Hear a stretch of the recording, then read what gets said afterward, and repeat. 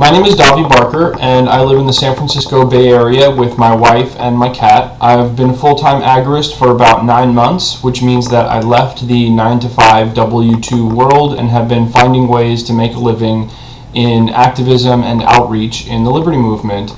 I'm a writer, an artist, a merchant, a speaker, and at times a consultant. I'm a contributor and editor of DailyAnarchist.com. I'm the campaign navigator of BitcoinNotBombs.com, which is a launching pad for state-free charities in the Bitcoin economy. I'm the proprietor of ShinyBadges.com, where I sell a variety of anarchy-themed and liberty-themed metallic lapel pins. I'm a marketing agent for the Silver Circle movie, which is an independent animated film about a band of rebels destroying the Federal Reserve Bank. And I'm the assistant director of Muslims for Liberty, which is a group of Muslims expressing the confluence of values between libertarianism and Islam that we see. So I wear many different hats in the liberty movement, but the central theme of everything that I do is that I advocate peace, independence, and liberation from the state.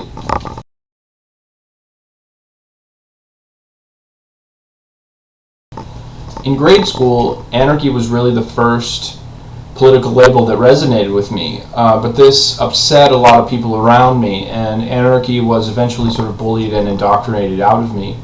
In 2003, I discovered Ron Paul, and I had a sort of short and unsatisfying romance with the U.S. Constitution. In 2010, I heard a speech by Stefan Molyneux called "The Against Me Argument." It basically goes like this. Let's say you want a library. Well, that's great. You should be able to fund a library. You should be able to take out your hammer and contribute and get to work. But let's say that I don't want a library. Will you afford me the same respect and allow me to not fund the library and to not contribute my labor to the library? Well, if the state is building the library, I will be forced to pay for it against my will. So do you support violence against me for disagreeing with you? And this argument really resonated with me in a deep way, because I don't support violence, and I don't accept it, and I don't tolerate it. But at the end of the day, that's really what the state is. It's a regional monopoly on violence. So then I began applying this argument, the against me argument, to the U.S. Constitution. So let's say I think the Fourth Amendment or the Second Amendment should be interpreted this way, but you think that it should be interpreted another way. Well, do you support violence against me for disagreeing with you? Because I don't.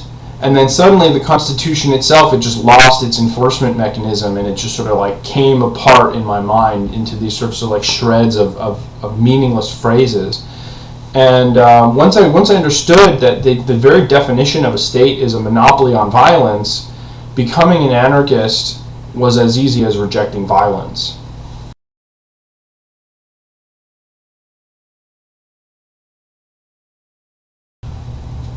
What does anarchy mean to me?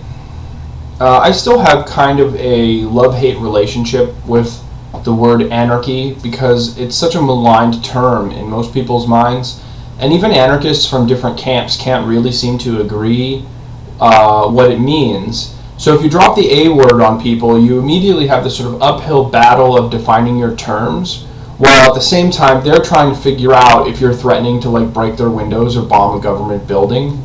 But to me, what it means is a consistent commitment to nonviolence.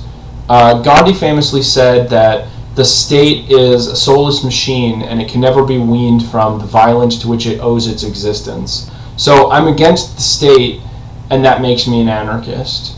But when people argue about anarcho-communism or anarcho-capitalism or anarcho-primitivism, I really don't care how people choose to organize their communities. I'm simply against aggressive violence.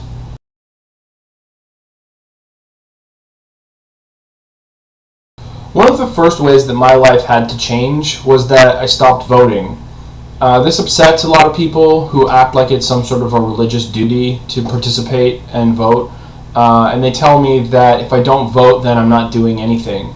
But in my experience, it was the exact opposite. For me, voting was a way for me to feel like I was doing something, like I was contributing when I really wasn't. It was sort of a way for me to like manage the anxiety that I felt about society.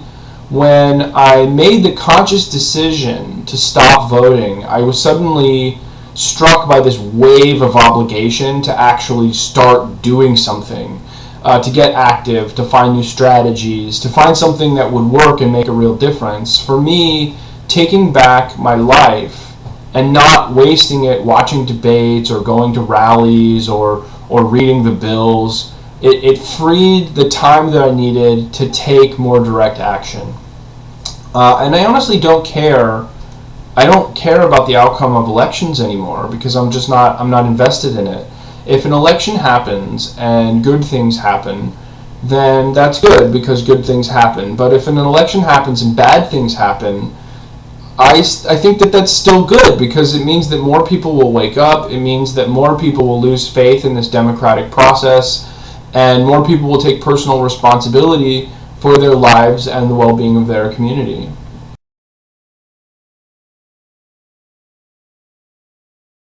I'm essentially an employee of the internet, and that has allowed me to contribute to activism all over the country.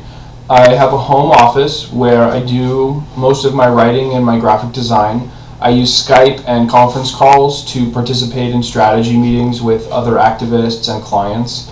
When I produce a product, I either make it in-house or I send out for it, and then I sell it online and I ship it from home.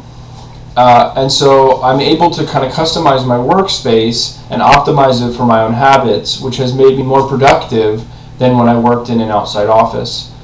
This has also liberated my time and movement. It has allowed me to kind of plug into the festival circuit of the Liberty Movement, to participate in activism around the country that I couldn't before because I had work. I often think that if the Occupy movement started today, that I could have been a much more active participant, because if you give me a powerful enough laptop and a good internet connection, I can continue my work from anywhere without skipping a beat. And so it's interesting because I am both stationary in my day-to-day life for the most part, but also completely mobile when it's called for.